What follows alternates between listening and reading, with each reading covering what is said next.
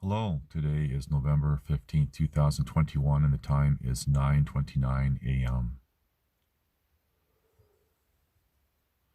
You can see my breath, it's cold. Before I get into this video, I would like to thank all my subscribers, and I have many new subscribers to this channel.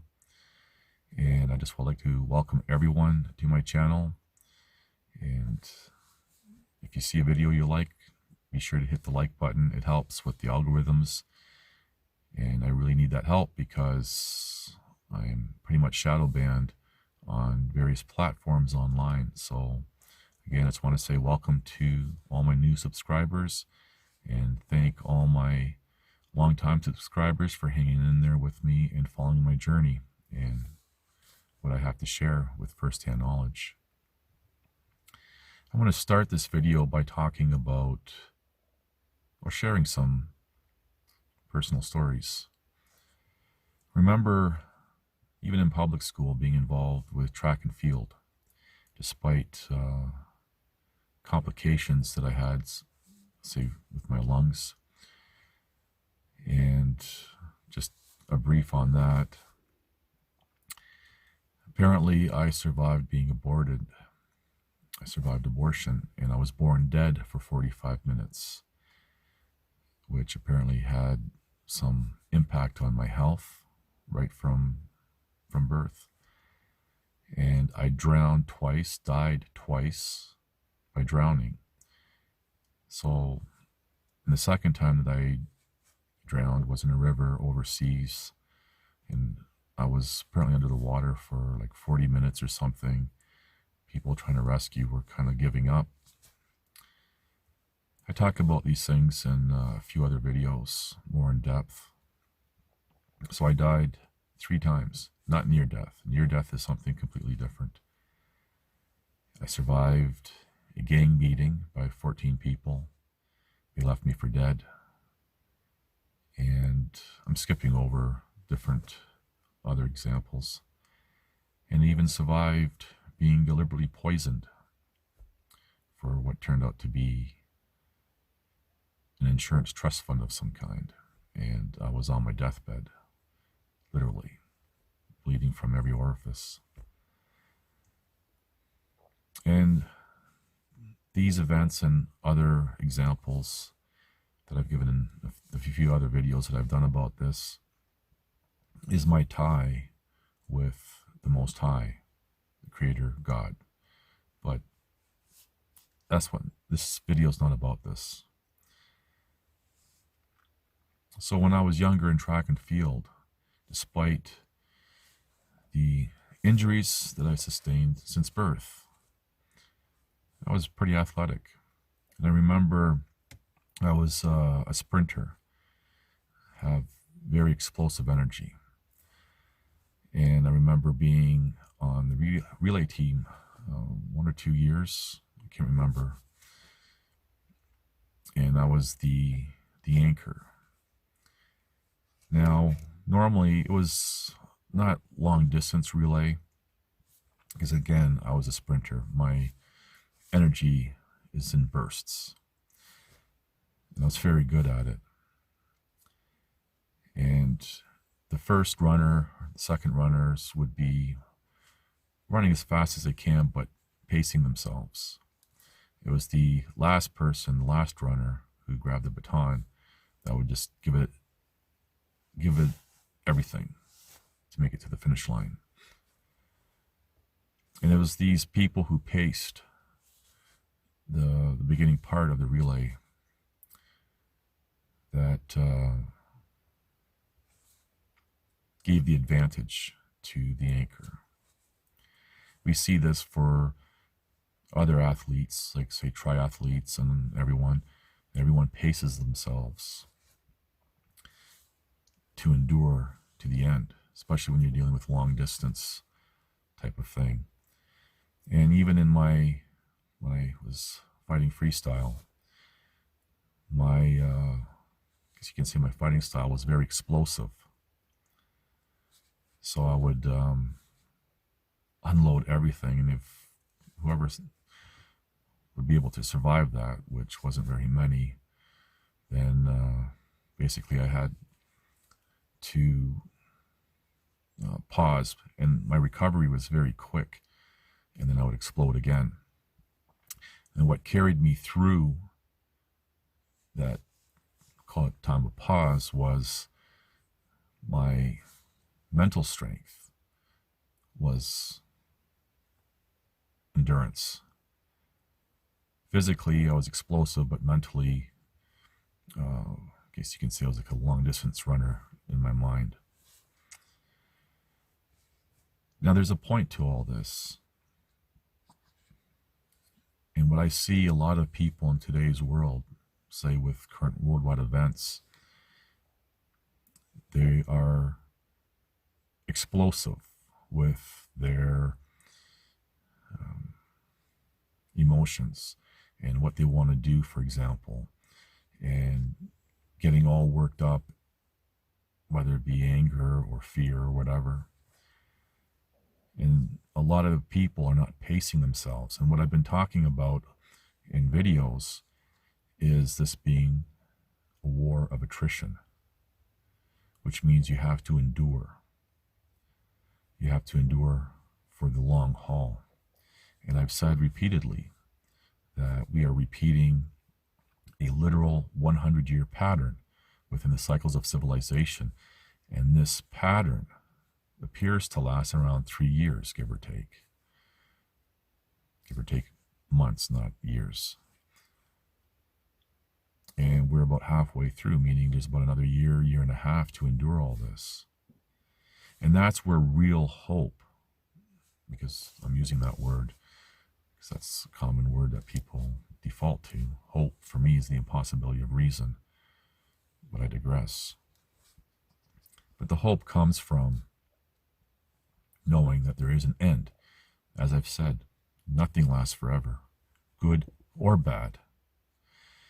And that applies to anything from having the flu, a cold, to whatever. Nothing lasts forever. And that is where real hope comes from. I know there's a lot of people still pushing for, say with regards to current worldwide events, trying to find a quick solution, a quick fix. I'm trying to find a quick fix against people who have generational commitment to whatever they want to impose. They've invested generations into this, and that's where a lot of people can't wrap their heads around. And a lot of people can't accept or won't accept that everything is being orchestrated. And again, as I said in recent videos, the people who have generational commitment, they're pacing themselves, they endure, and they evolve. So if something comes along, throws a monkey wrench into it, or appears to throw a monkey wrench into something, they retreat, regroup, reevaluate, and re-execute a new variation of their plan. For most people, they want instant gratification. They live for the moment, they live for themselves. And that's not going to work. You just even apply some simple logic to it, it's not going to work. If you're fighting an enemy, for example, whether it be psychologically or physically, and their strategy is to pace himself, to go the distance, to endure, and you're fighting them explosively in bursts, and that's all you have, well, who do you think is going to win? Because eventually your steam's going to run out a lot faster. And that is one of the things that is being anticipated with people running out of steam. Now, I said, for example, my fighting style was explosive, but I had the mental strength of endurance to carry me through those moments in between my explosive attacks and freestyle. But we don't see that with most people. And I've said in videos and comments and posts that all these things with marches and protests and all petitions and everything else is anticipated. And it's being used to deflate people, because more and more people, I've been saying this for a couple of years, I've said this 2 years ago, and people became angry at me, but then they started to see, well, I was right. Because everything started to fail. Nothing's changing. And a lot of people will say, oh, yes, we have 10,000 people or even 50,000 people at a rally or something. Oh, that's great. Still the minority. And that, even especially online, there's a false sense of security. Thinking, oh, look at all these people, still the minority. When you just look at, say, for example, the overall population of an area, yeah, you may have a lot of people, but you're still the minority. And that's what you're up against. I've talked about this in other videos, so I'm not going to get into depth on that. So really what I want to highlight is people need to pace themselves if they're going to endure and survive. And this applies to any situation, any scenario. Even for myself, living as I am now, in the aftermath of my efforts of whistleblowing and exposing the sexual abuse of vulnerable women, sex trafficking of them, and police, judicial, political corruption, and other things that I've decided to share firsthand knowledge about, has put me in a situation where I'm literally surviving, sometimes by the hour. That is a mental endurance strength to endure, and you pace yourself. And even with having to do whatever I need to do, like scavenge for firewood or whatever, pace yourself, especially when you haven't eaten for a week. You pace yourself. Don't overexert. And I see a lot of people overexerting themselves, say, for example, with current worldwide events, and they throw all their passion and emotion and energy into something all at once. The smart thing to do is just to take your time, observe, give it a little bit more as needed.